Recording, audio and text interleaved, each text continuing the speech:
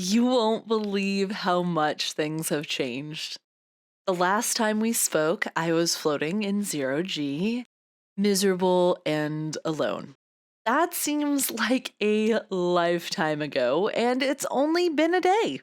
It was the next day when I made the most unlikeliest of friends. It started out bad and got worse. Finally, finding a station that sold the parts I needed, I was shocked. The module for planetary exploration cost more than my entire ship to date, 250,000 credits. That would take me forever. Then, waiting for me on the mission board was a job for 250,000 credits. Too good to be true. Yes. In my excitement at the credits and the coincidence, I may have misread the quest.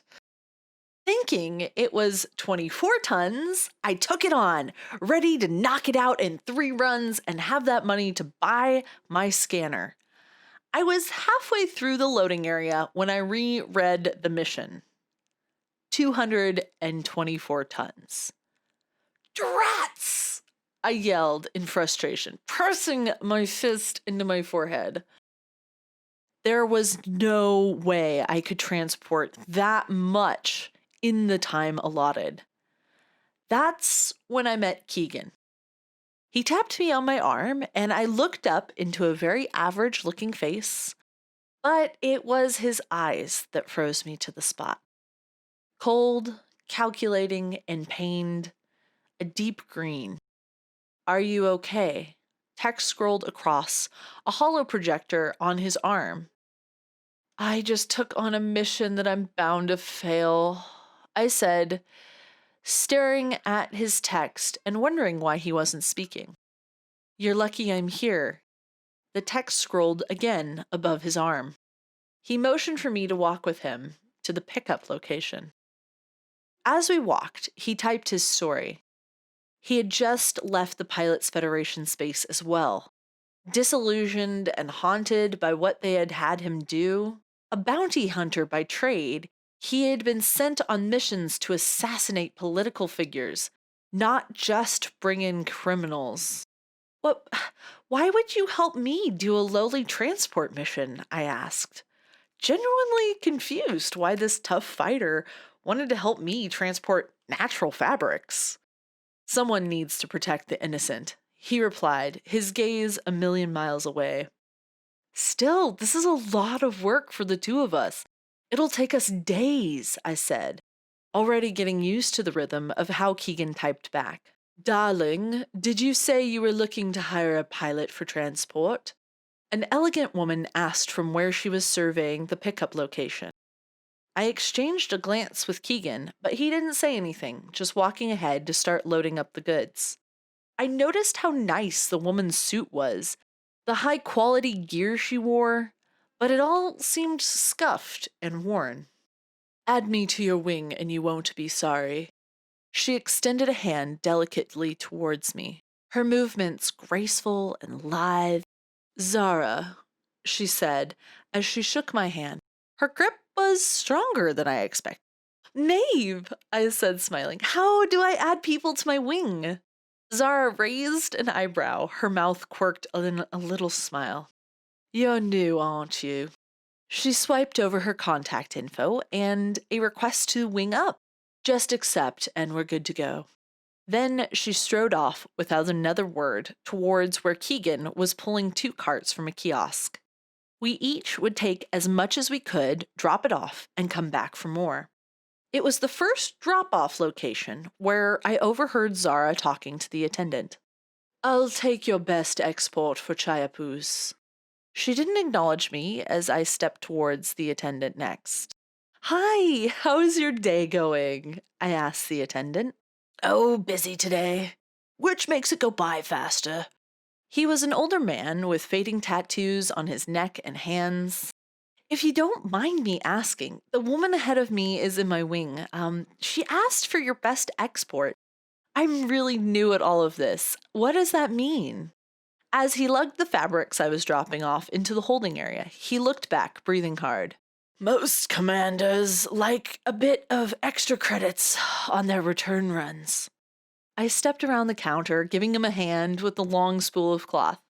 He grabbed a water canteen and took a drink, mopping his brow as I finished placing the fabric where he needed it. I'd suggest marine equipment. It's pricey, but it'll get you the best profit per ton in chip.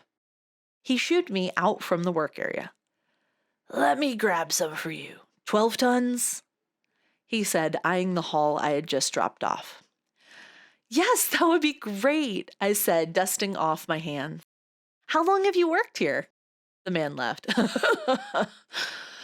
Oh, since they invented time.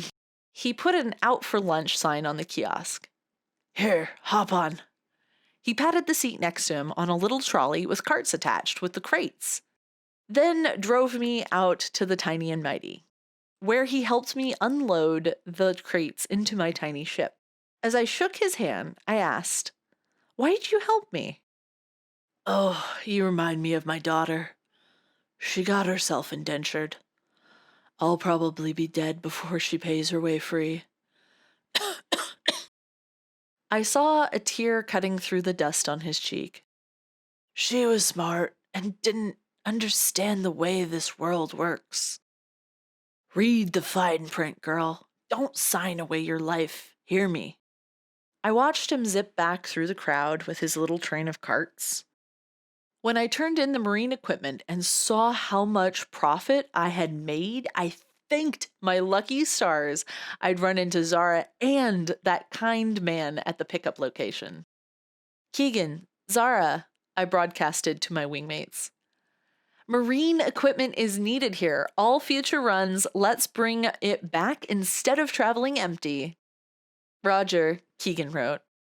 Already doing so. Zara's text almost bristled with indignation. Keegan helped me load up my ship on the second run. It was going better than I had hoped for. As I lugged the fabrics back to my new friend, I noticed a helmeted commander standing by the kiosk. I waved at the elderly gentleman, and he waved me forward. Commander, this is Night Ranger. He's a pilot for hire. You'd be wise to hire him on for your job. He'd make quick work of it. He smiled, motioning towards the silent figure watching from behind tinted glass. I looked up, seeing a reflection of myself warped by the curve of his faceplate. I'm Maeve. Would you care to help me transport marine equipment and natural fabrics? He nodded, his voice coming through the suit speaker. What does it pay? 250,000 credits, I replied. He extended a hand, and we shook. I extended the wing invite.